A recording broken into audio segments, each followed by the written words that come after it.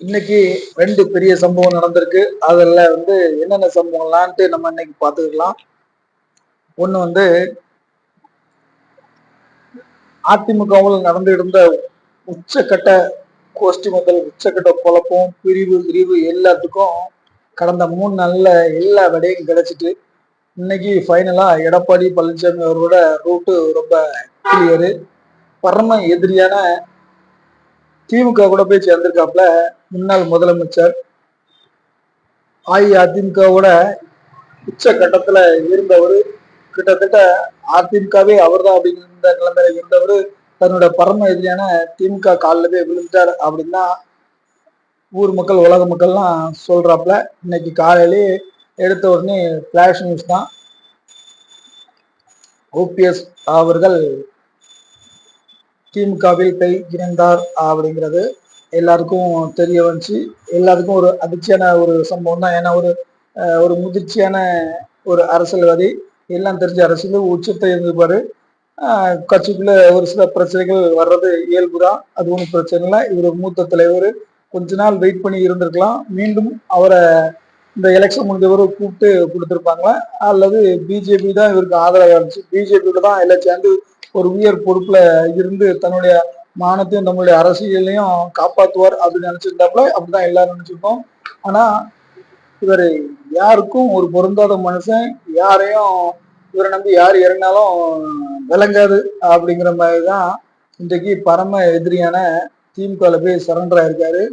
இத்தனை வருஷமா அதிமுகவை மீட்க போறேன், தொண்டர் மீட்பு குழு தொண்டருக்காக தான் அப்படின்ட்டு 2.0 2.1 தர்ம யுத்தம், தர்மம் இல்லாத யுத்தம் அப்படின்லாம் எங்க அண்ணன் ஓபிஎஸ் நடத்திருந்தாப்புல.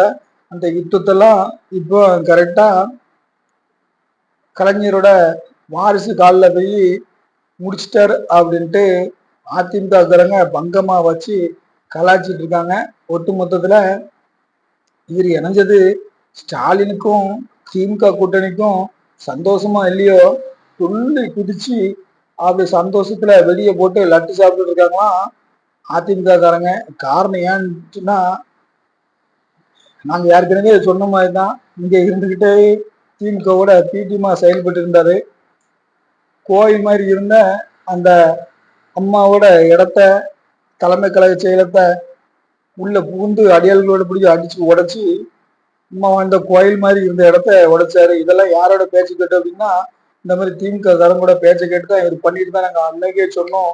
அதோட முடிவு தான் அன்னைக்கு அவரு திமுக போய் சேர்ந்தது அப்படின்ட்டு அதிமுக காரங்க ஒரு வெற்றி கொண்டாட்டத்துல இருக்காங்க. எப்பா, இதோட அதிமுக பிடிச்ச எல்லா பிரச்சனையும் முடிச்சு, எல்லா பீடையும் முடிஞ்சு, ஒற்ற தலைமையின் கீழே அதிமுகனா இப்போ இதுக்கப்புறம் இன்னையில இருந்து இருக்கதான் அதிமுக அப்படின்னு சந்தோஷத்தின் உச்சகட்டத்துல இருக்காப்லையா. ஏன்னா சசிகலா அம்மையாரும் ஒரு கட்சி ஆரம்பிச்சு அவங்க கொடிய வெளியிட்டாப்ல.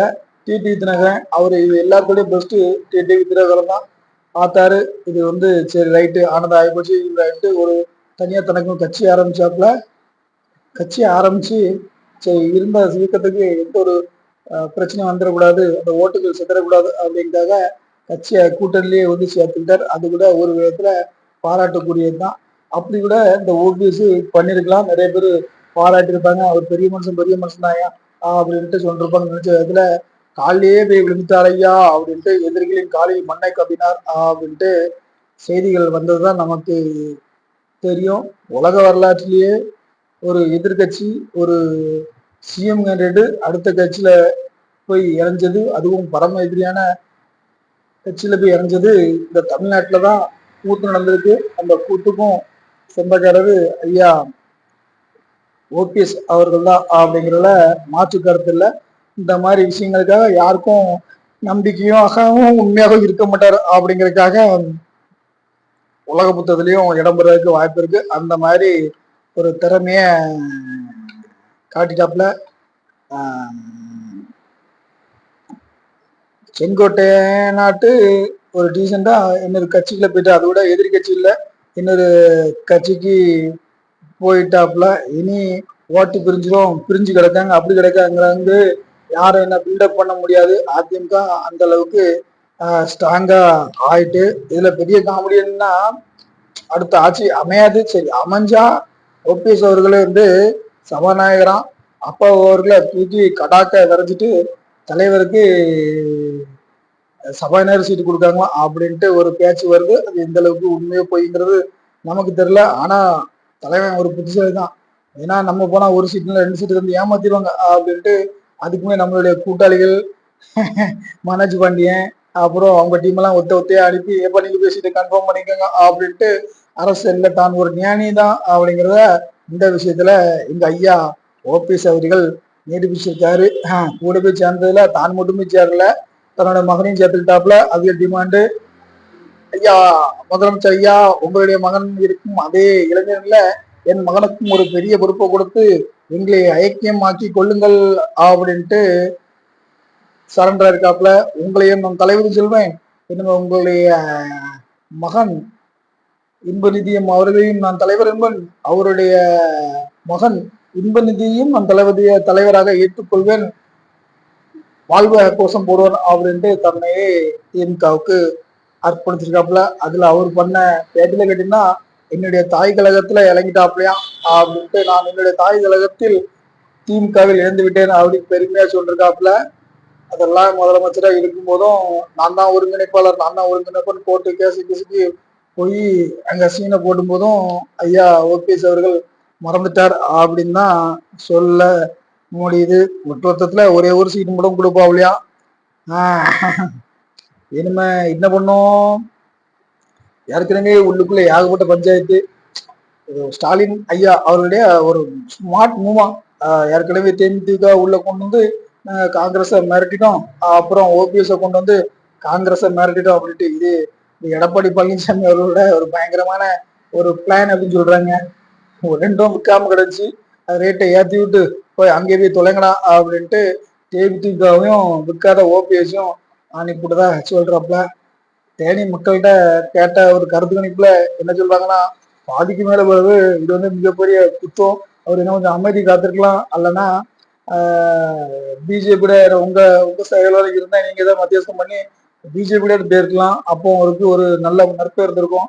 அரம எதிரியான எதிரிட்டு போய் சேர்ந்தது அவருக்கு பேருக்கு களங்கம் தான் அப்படின்ட்டு சொல்றாப்லையா.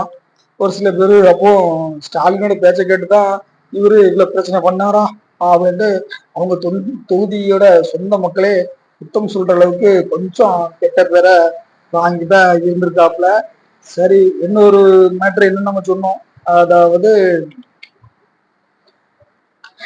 2வது ஒரு முதலமைச்சர் வேட்பாளர் நான் தான், அடுத்த முதலமைச்சர் எனக்கும் தற்போதைய முதலமைச்சர் தான் சண்டை அப்படின்னு சொல்லிருந்த டைம்ல புசுக்குன்னு சண்டைக்கு என்ன ஒரு ஆள் வந்துட்டாங்க. அது யாருன்னா அவருடைய மனைவி சங்கீதா தான். ஆமா, சொல்லிட்டு இருந்தது அவர்கள் வந்து விஜய் அவர்கள் தான் சொல்லிருந்தப்பல, எனக்கும் ஸ்டாலின் ஐயா அவருக்கு தான் சண்டை அப்படிங்கிற நிலைமையில இப்போ 3வது நானும் இருக்கேன்டா அப்படின்ட்டு விஜயோட மனைவி சங்கீதா அவர்கள் சண்டைக்கு வந்திருக்காப்புல. காரணம் என்ன வேணும் அப்படின்னா, செங்கல்பட்டு நீதிமன்றத்துல ஒரு மனு தாக்கல் பண்ணியிருக்காங்க. எனக்கும் நடிகர் விஜய் அவர்களுக்கும் என்னுடைய கணவனான ஜோசப் விஜய் சந்திரசேகர் அவர்களுக்கும் விவகாரத்தை வேண்டும் என குறிப்பிட்டு மனு தாக்கல் பண்ணியிருக்கார். காரணம் என்ன என்று கேட்டால், 2021ஆம் வருடத்திலே என்னுடைய கணவருக்கும் நடிக்கும் சக நடிகைக்கும் திருமணத்தை மீறிய கள்ள உறவு இருந்தது. அதை எனக்கு தெரிய வந்தது. நான் என்னுடைய கணவரிடம் அதை விட்டு விடுங்கள் என்று சொன்னால், ஆமாம் விட்டுவிடுகிறேன் என்று சொன்ன அவர் மீண்டும் இன்று நாள் வரைக்கும் தொடர்கிறார். அதனால் எனக்கு பெரிய ஒரு மன உளைச்சலும் பெரிய துக்கமும் ஏற்படும். அதனால் என்னுடைய கணவரிடம் நான் தனியே வாழ்ந்து விவகாரத்தை பெற்றுக்கொள்வதற்கான ஒரு நடவடிக்கைகளில் ஈடுபட்டு உள்ளேன் அப்படின்ட்டு அவங்க ஒரு ஸ்டேட்மெண்ட் கொடுத்திருக்காப்புல. செங்கல்பட்டு நீதிமன்றத்துல விவகாரத்தை கேட்டு நீதிமன்றத்தை அணுகியிருக்காங்க. நீதிபதியும் அவங்கள ஒரு குறிப்பிட்ட காலகட்டத்துல நீங்க டைரக்டா வந்து ஆஜராகணும்னு கூப்பிட்டுருக்காப்புல. மொத்தத்துல